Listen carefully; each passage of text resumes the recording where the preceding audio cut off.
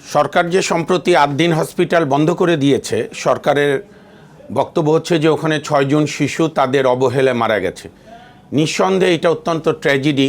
তাহলে ডক্টর মোহাম্মদ ইউনূস যে হামের ভ্যাকসিন আমদানি না করে ইতিমধ্যেই সরকারি হিসাবে ৭৭০-এর উপরে শিশু মৃত্যুমুখে পতিত হয়েছে, আমাদের আগামী দিনের ভবিষ্যৎ, বেসরকারি লিস্টে ১২০০-১৩০০ পার হয়েছে।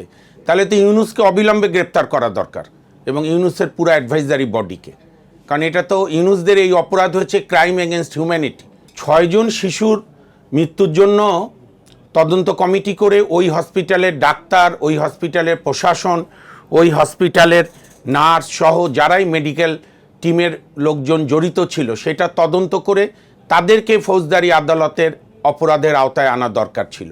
কিন্তু এন্টায়ার হসপিটাল বন্ধ করে দেওয়া, আমাদের এমনি স্বাস্থ্য সংকট, এইটা আমার কাছে মনে হয়েছে ওভারডুইং গভর্নমেন্টের।